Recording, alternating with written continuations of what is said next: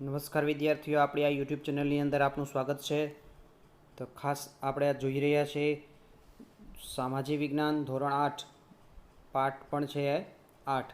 પાઠનું નામ છે લોકશાહી દેશમાં સંસદની ભૂમિકા. એટલે કે જે આપણો દેશ લોકશાહી છે અને એની અંદર જે સંસદ છે એની શું ભૂમિકા હોઈ શકે એ આજે આપણા પાઠની અંદર ભણવાનું છે. તો ખાસ વિદ્યાર્થીઓ ધ્યાન રાખજો, આપણી આ યુટ્યુબ ચેનલને સમજજો અને બીજા વિદ્યાર્થીઓ સુધી પહોંચાડવા માટે એને શેર અને સબસ્ક્રાઈબ કરજો, જેથી એમને પણ એમનો લાભ મળે. તો ચાલો વિદ્યાર્થી મિત્રો, આપણે શરૂ કરી દઈએ. સંસદની ભૂમિકા. તો કે સરકારને નિર્ણય લેવાની અને કાયદાઓનું પાલન કરવાની સત્તા કોણ આપે છે? જો આપને પણ પ્રશ્ન થાય કે સરકાર તો બની, પણ એને કાયદા પાલન કરવાની અને સત્તા કોણ આપે છે, નિર્ણય લેવાની? તો આ પ્રશ્નનો જવાબ એ બાબત પર નિર્ભર કરશે કે દેશમાં કયા પ્રકારની સરકાર છે. એ કોના આધારે ખબર પડશે કે જે દેશમાં કયા પ્રકારની સરકાર રહેલી છે. તો લોકશાહીમાં લોકોને સત્તા આપે છે. શું કીધું? લોકશાહીમાં લોકો સરકારને સત્તા આપે છે. લોકો ચૂંટણીના માધ્યમથી સરકારની પસંદગી કરે છે. જો ચૂંટણીનું આયોજન થાય છે અને એના દ્વારા સરકાર બને છે, તો આમ તેઓ પોતાની પસંદગીના નેતાને મત આપીને ચૂંટે છે. એકવાર ચૂંટાયેલી ગયેલી વ્યક્તિઓ, નેતાઓ કે પ્રતિનિધિઓ એ ભેગા થઈને સરકાર બનાવે છે ને એ બનશે સરકાર. તો આમ લોકશાહીમાં સરકારે પોતાના નિર્ણયો અને ભરેલા પગલાઓનો આધાર બતાવવો પડે છે. નિર્ણયો પણ બતાવવાના અને જે પગલાં ભરે છે એનો આધાર કે ભાઈ શા માટે આ કામ કર્યું, આમ એને સ્પષ્ટતા પણ કરવી પડે છે. કે બીજી સરકાર એવી હોય કે જેને રાજાશાહી સરકાર કહે છે. આ થઈ આપણી લોકશાહી સરકાર. બીજી સરકાર કેવી? રાજાશાહી, કે જેમાં રાજા અને અથવા રાણી પોતાના નિર્ણયો લેવાની અને સરકાર ચલાવવાની સત્તા હોય છે. રાજા પાસે સલાહકારોનો એક નાનો સમૂહ હોય છે, જે આપણે પહેલાંના સમયની અંદર વ્યવસ્થા હતી, જેની મદદથી જુદા જુદા વિષયો પર ચર્ચા કરી શકે છે અને અંતિમ નિર્ણય લેવાની સત્તા તેમની પાસે રહેલી હોય છે. એટલે કે અંતિમ નિર્ણય લેવાની સત્તા કોની પાસે? જે સત્તા રાજા અથવા રાણી પાસે. તો એ શું કરશે એ આપણે આગળ જોઈએ. તો કે લોકશાહીમાં એક અગત્યનું લક્ષણ એ છે કે સત્તા કોઈ એકાદ વ્યક્તિના હાથમાં હોતી નથી. લોકશાહી એ છે કે બધાના હાથમાં સત્તા છે. તેમાં રાજ્યના સર્વ લોકોનું સાર્વભૌમત્વ હોય છે, એટલે કે બધા લોકોની ભાગીદારી હોય છે. તેમાં લોકો પોતે જ પોતાના ભાગ્ય વિધાતા બને છે, એટલે કે પોતે જ નક્કી કરે છે કે આપણે શું નિર્ણય લેવું. આમ સાર્વભૌમત્વ એ રાજ્યનું અનિવાર્ય લક્ષણ છે, એટલે કે પોતે જ પોતાની સત્તા હાથમાં લઈ શકે છે એ પ્રકારની આ વ્યવસ્થા છે. તો આમ જોઈએ તો કે જે લોકશાહી છે એના માટે અંગ્રેજીમાં શબ્દ છે ડેમોક્રેસી. આ શબ્દ વપરાય છે. કયો શબ્દ વપરાણો? ડેમોક્રેસી. તો આમ લોકશાહી રાજ્યતંત્ર લોકો માટે હોય, અર્થાત વધારેમાં વધારે લોકોનું હિત સાધવું એ લોકશાહીનું મુખ્ય લક્ષણ છે. એટલે કે વધુને વધુ લોકોનું હિત સાધવું, એટલે કે એનું સારામાં સારું કેમ થાય એ માટે આ લોકશાહી સરકાર છે. આમ લોકશાહીનું સંચાલન લોકો પોતે જ કરે છે, કારણ કે રાજ્યતંત્ર સંચાલકો લોકોએ ચૂંટી કાઢેલા પ્રતિનિધિઓ હોય છે. એટલે કે સંચાલન કરનાર વ્યક્તિઓ કોણ છે? તો કે લોકોએ ચૂંટી કાઢેલા જ પ્રતિનિધિઓ હોય છે. એ લોકો વતી ત્યાં શાસન કરે છે. એ સરકાર કેવી છે એ આપણે જાણી લઈએ. તો અહીંયા એ બાબતને સમજાવતા આપણે જોઈએ તો કે સરકારનું સ્વરૂપ તો કે રાજાશાહી હોય, લોકતાંત્રિક કે લોકશાહી. તેમાં તો કે અધ્યક્ષાત્મક સરકાર, જેને પ્રમુખનિષ્ઠ કહેવાય, અને સંસદીય સરકાર, જેમાં અધ્યક્ષાત્મક સરકારમાં એકતંત્રી સરકાર એટલે એકાત્મક, સંઘીય એટલે સમવાય ભેગા થાય ત્યારે એમાં એકાત્મક અને સંઘીય. તો આ પ્રકારની સરકાર આપણે જોવા મળે છે. એમાં ભારતે છે એ સંસદીય સરકાર સ્વીકારી છે. આપણે ત્યાં શાળા પંચાયતની ચૂંટણી થતી હશે, બરાબર? તો તમારા વર્ગના મોનિટરની ચૂંટણી પણ થતી હશે, એ પણ આપણે આયોજન થતી હશે વિદ્યાર્થી.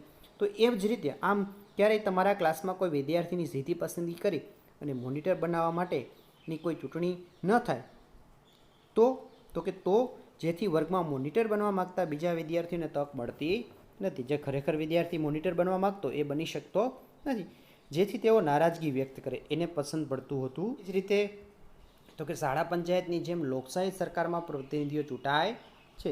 ચૂંટણીમાં ચૂંટાયેલા બહુમતી ધરાવતા પક્ષના નેતાને પ્રધાનમંત્રી એટલે કે વડાપ્રધાન બનાવવામાં આવે છે.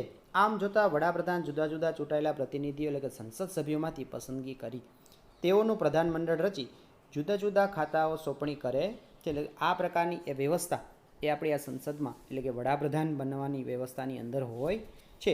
તો આપણે એ જ જોઈએ કે કેવી રીતે બને છે સંસદ.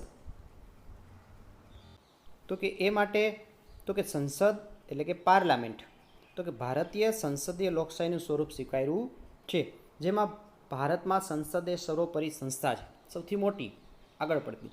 આમ ભારતની સંસદ રાષ્ટ્રપતિ અને બે ગૃહો કયા યાદ રાખજો વિદ્યાર્થીઓ, એક લોકસભા અને રાજ્યસભાની બનેલી છે. આમ રાજ્યસભા એ સરકારનું ઉપલું ગૃહ છે, જ્યારે લોકસભા એ સંસદનું નીચલું ગૃહ છે. જો આમ ઉપલું ગૃહ અને નીચલું ગૃહ આમ બે પ્રકારના ગૃહો.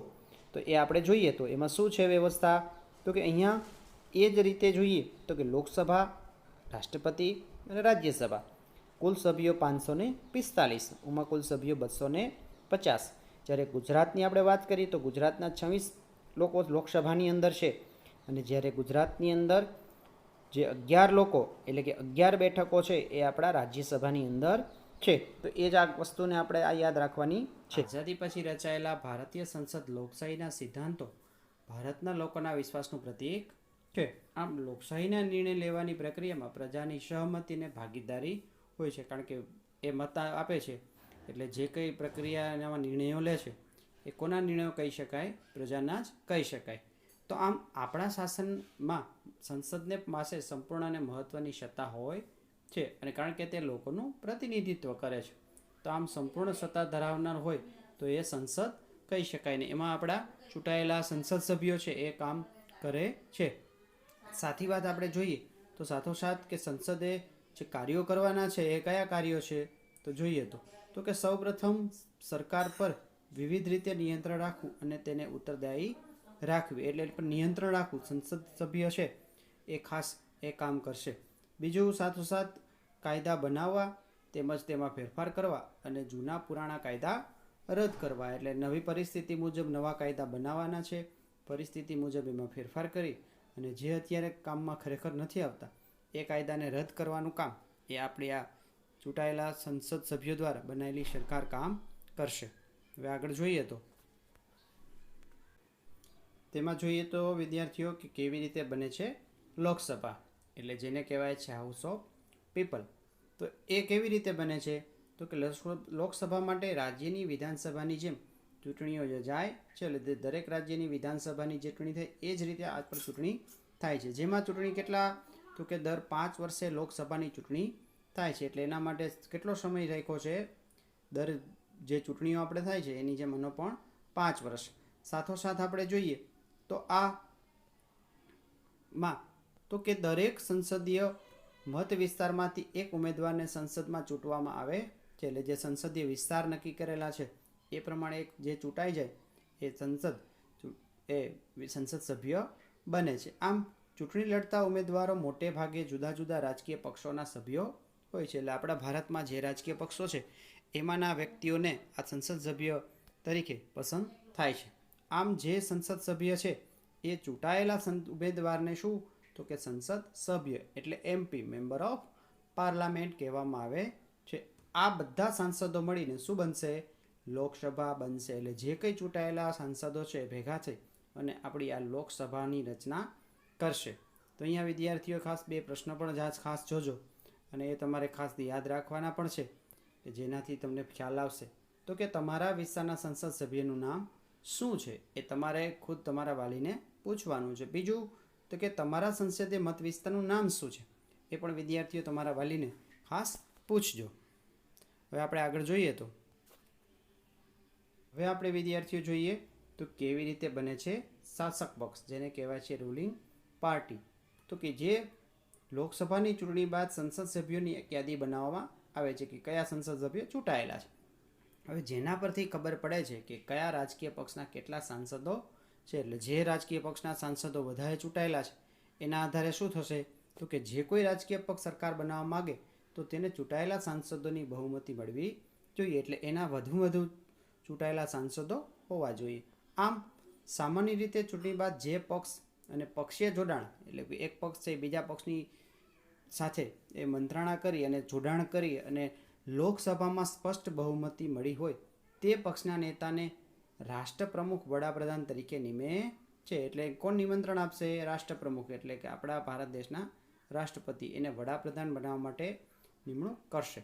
અને આ જ શું તો કે આ ભારતના વડાપ્રધાન એટલે કે પ્રાઇમ મિનિસ્ટર લોકસભામાં શાસક પક્ષના વડા હોય છે, એટલે એને મુખ્ય વડા તરીકે નિમણૂક થાય છે.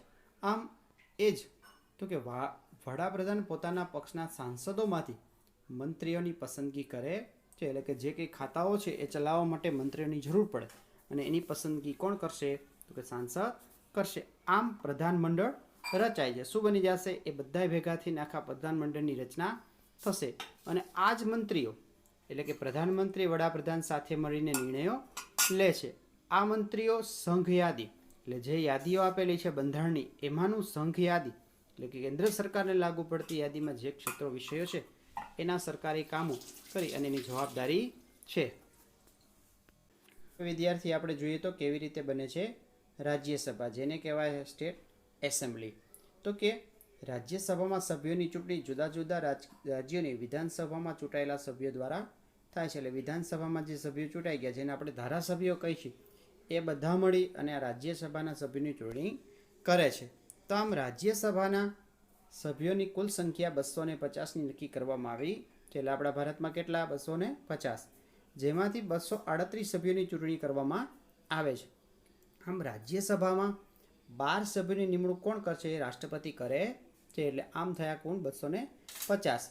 આ રાજ્યસભા કાયમી ગૃહ છે. જો કાયમી ગૃહ એટલા માટે કે એની આપણે જે ચૂંટણી થાય છે લોકસભાની એમ 5 વર્ષે આની કોઈ ચૂંટણી થતી નથી, એટલા માટે કાયમી ગૃહ છે. અને જેથી તેનું સંપૂર્ણ વિસર્જન થતું નથી, પરંતુ તેમાં દર 2 વર્ષે તેના 3 ભાગના સભ્યો નિવૃત્ત થાય છે. તેટલા જ સભ્યોની ચૂંટણી કરવામાં આવે છે. એટલે કુલ સભ્યો છે એના 3 ભાગના સભ્યો નિવૃત્ત થાય અને એ જ સભ્યો એટલે નવા નવા સભ્યો છે એ આવતા જાય, ફરીથી કોઈ નિવૃત્ત થાય અને ફરીથી ચૂંટણી આ થાય. આમ એ ચાલ્યા કરે. બીજું તો કે રાજ્યસભા દેશના રાજ્યોનું પ્રતિનિધિત્વ કરે છે, કારણ કે એમાંથી રાજ્યમાં ચૂંટાયેલા પ્રતિનિધિઓ આવે છે. આમ રાજ્યસભામાં ખરડો રજૂ થઈ શકે છે, પણ કોઈ ખરડાને કાયદાના રૂપમાં લાગુ કરતાં પહેલાં રાજ્યસભાની મંજૂરી જરૂરી છે. એટલે કે જો સરકારને કાયદો બનાવવો છે તેને ફરજિયાતપણે રાજ્યસભામાં એને મંજૂર કરાવવો પડે છે. આમ આ સંસદનું આ ગૃહ લોકસભાએ બનાવેલા કાયદાઓની સમીક્ષા કરે છે, એટલે વિચારણા કરે છે. આમ રાજ્યસભાની ભૂમિકા મહત્વની છે. રાજ્યસભાનું સંચાલન કરનારને સભાપતિ એટલે કે ચેરમેન કહે છે, જેને કયા વ્યક્તિ તરીકે ઓળખી શકાય છે? ચેરમેન. અને એ ચેરમેન તો કે હોદ્દાની રૂહે કોણ બની શકે? તો કે એ ચેરમેન ઉપરાષ્ટ્રપતિ રાજ્યસભામાં સભાપતિ બને છે. એટલે આપણા ભારતના જે ઉપરાષ્ટ્રપતિ છે એ અત્યાર સુધી ચૂંટાયેલા આ જે રાજ્યસભાના સભાપતિ બને છે. એટલે અત્યાર સુધી બધા જ રાષ્ટ્રપતિઓ આ ઉપરાષ્ટ્રપતિ એ રાજ્યસભાના સભાપતિ બન્યા છે.